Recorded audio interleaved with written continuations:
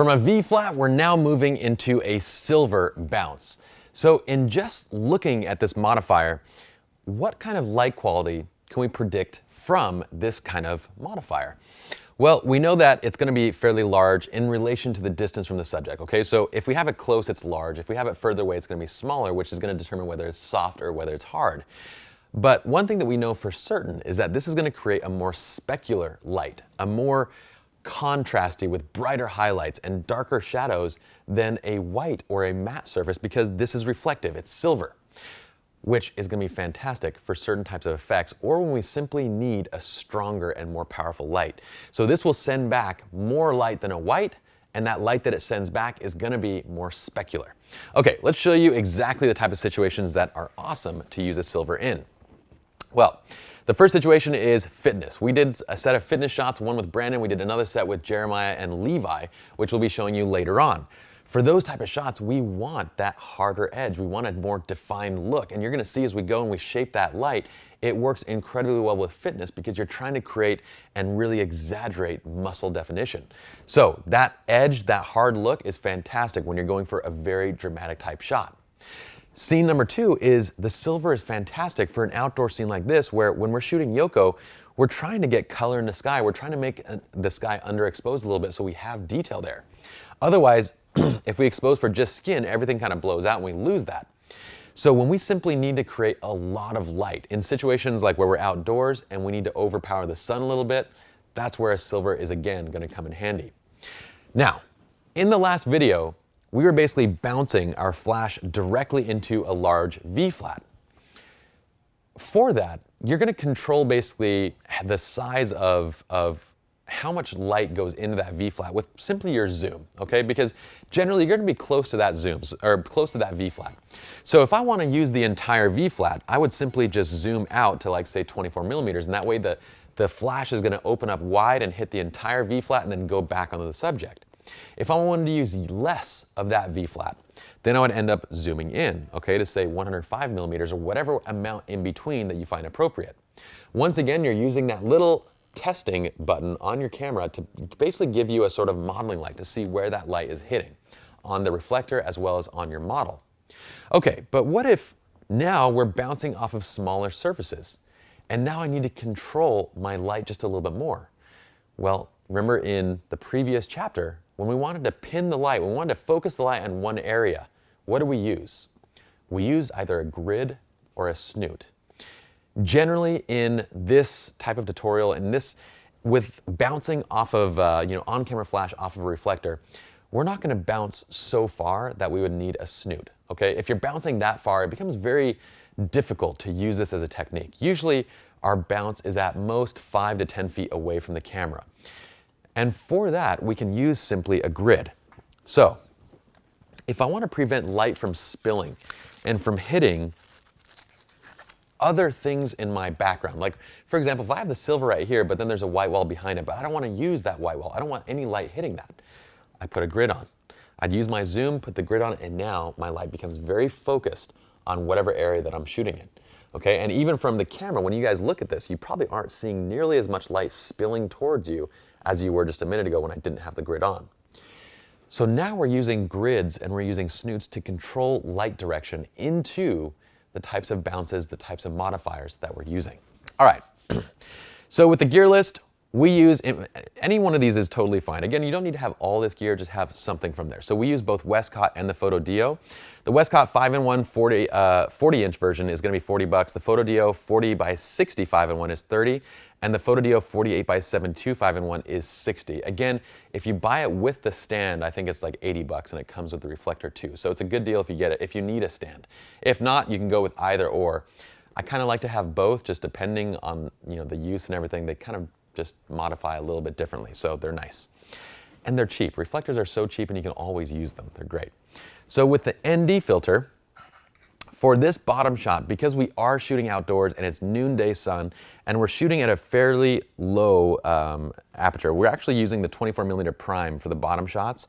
So we're shooting at f1.4. If we didn't have this on, then we'd be somewhere around 1/4000th of a second, to get down to or to get the background dark enough, which means that we'd have to use high-speed sync. which means that I'm gonna have to use ISO in conjunction with my shutter speed, which means I'm gonna reduce image quality, color, detail, and I'm gonna run into that shutter speed limit within one stop because my camera can only go up to 1/8,000th of a second. So again, we're using a 5-stop neutral density filter. A 5-stop is just that ideal amount of cutting down to be able to shoot outdoors in midday sun at low apertures. You don't need to go up to 10-stop. A 10-stop is more for special effects, for basically doing shutter drags in the middle of the day. 5-stop is just right for syncing, okay? When it comes to the neutral density filter, again, our favorite and the ones that we use are the Singh filters. They have fantastic quality, but don't get me wrong, there's a lot of great quality filters at different price points. A good budget filter at 82 millimeters is the 3-stop Tiffin. It's 35 bucks, and at least it'll get you practicing these techniques. It's a decent filter. A great mid-level filter for a 5-stop filter at 82 millimeters is the Hoya. The Hoya 5-stop, it's about 100 bucks. And again, another good brand of filters, which sometimes you need to get like drop-in inserts for them, is Lee filters. Lee filters are fantastic. Stingray is fantastic for kind of these screw-on filters and so forth. What I would avoid getting is a variable ND filter. Variable ND filters are basically ND filters that allow you to adjust from 1 stop to 8 stops. They use 2 pieces of glass, and because of it, even the nicest variable ND filter is going to reduce image quality quite a bit because you're going through now 2 layers of glass instead of just 1. So keep it simple. Just get a 5-stop ND filter based on your budget. You can choose what you want to invest in. If you can and you know it's going to be something that you use a lot, I would say just jump to the Stingray, invest in that. You'll use it forever. And by the way, just get the 82 millimeter filter because you can always get step-down rings. Step-down rings are super cheap. They'll allow you to adapt this to smaller lenses basically, okay? So a step-down ring, rather than having multiple filters for different lens sizes, just get one 82 and then you're good to go. Okay, let's go ahead and move into this first little shot right here. Well, on the top left shot, this is our ambient light shot. This is on a 24-70, this same lens right here, the 24-70 Mark II. We're at 70 millimeters at 1/100th of a second, f2.8 and ISO 3200. This is no flash, ambient light only. Again, look at the muscle definition and everything. It's not really showing all that well. Everything looks very flat. The light quality is from the same video lights. We're not getting good detail, not good color, everything. Number 2, this looks straight up like a mugshot. Looks like Brandon is going to prison and we have to get a shot with him before he goes behind bars. This is the same 24-70 at 1/200th of a second, f2.8 and ISO 200. This time we're using direct flash at TTL. It's gonna be, if you're not using TTL, if you're on manual with direct flash at this distance, it's probably around 1/32nd to 1/64th power because it's direct flash and we're at ISO 200 and 2.8. We don't really need a lot of light there. Okay, next we have our top right shot. This is that first super dramatic bounce shot, and this is split lit right down the center to create a very dramatic image. We get good muscle definition. You can see kind of how we have detail on those veins and kind of we see more abs and we see that definition in the chest and the core. This is with a silver bounce. We're at 70 millimeters on our 24-70, same setup, 1/200th of a second, f2.8 ISO 200. This time all we did was turn this into the bounce where you can either run at TTL or because we're bouncing, we're at around 1/8 to 1/16th power. So you're losing light with that bounce, which you can see from this direct light shot where we're at 1/32nd to 1/64th. We're losing around 2 stops of light, even more depending on where the bounce is placed in relation to the subject. But we have a much better quality image right here. We have an image that actually looks great, it looks dramatic, and later on we're gonna show you how to fill other sides so you get really cool shots where it looks like there's 2 or 3 light setups. This is just a single 1 light setup that we wanted to start it out with. This bottom shot, we're on the 24mm prime, okay? The 24mm prime is an interesting lens because it creates a look that's very distinct because you can basically shoot wide at 1.4. So, but you can get a very similar look to this with a 24-70 with whatever at 24mm at say f2.8. Sigma supposedly has a 24-70 coming out at f2, which I'm so excited because Sigma comes out with fantastic stuff. It's gonna be a new art lens and they're generally much, much less expensive than some of the other brand name lenses. All right, so the bottom left one is the 1/200th of a second at f1.4 at ISO 50 with the 5-stop neutral density filter. That's why we're at 1.4, we're at ISO 50, and we can keep it at 1/200th of a second. This is the shot that I took based on where I want my ambient light exposure to be. But when you look at her, you're like, oh my gosh, she's completely pitch black. There's no detail there.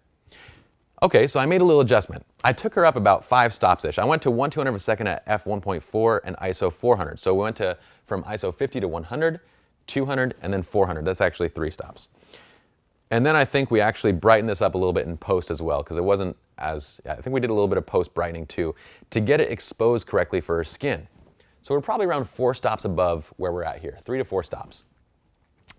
At that point, all the background, you can see like all the detail in the sky and everything is gone. The richness in this brush, like that rich gold tone, is kind of gone. The highlights are blown. We just see a little bit of gold around the outsides.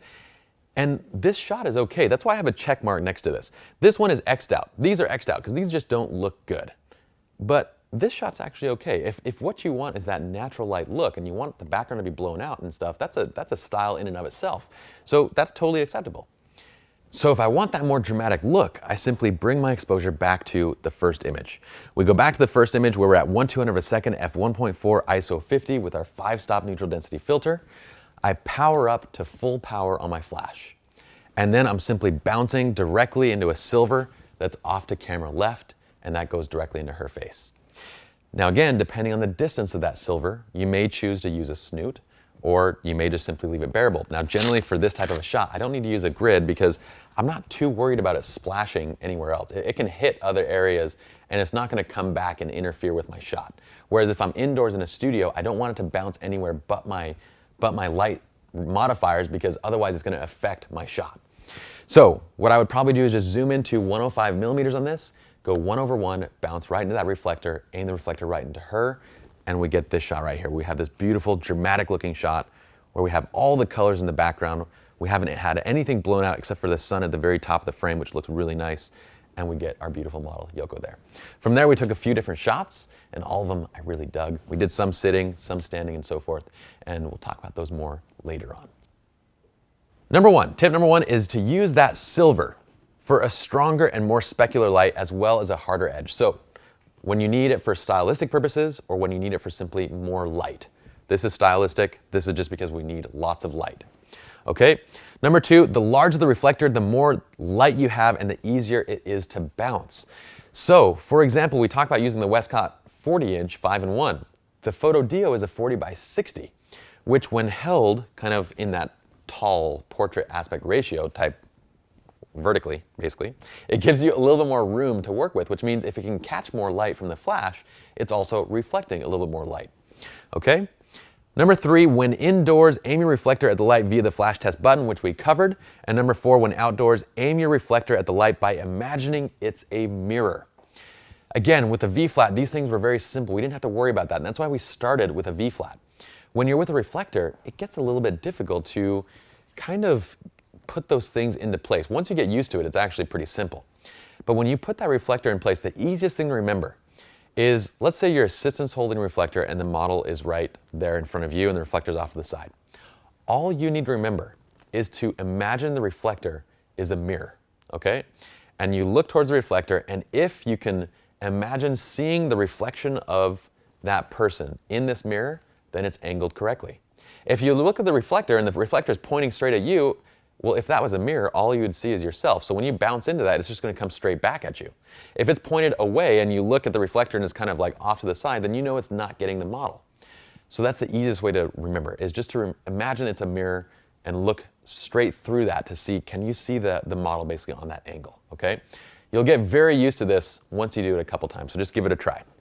So that's it for this silver bounce video. Remember, in general, a silver bounce is fantastic when you want a more contrasty and specular type of light for stylistic purposes, or when you simply just need more light in general.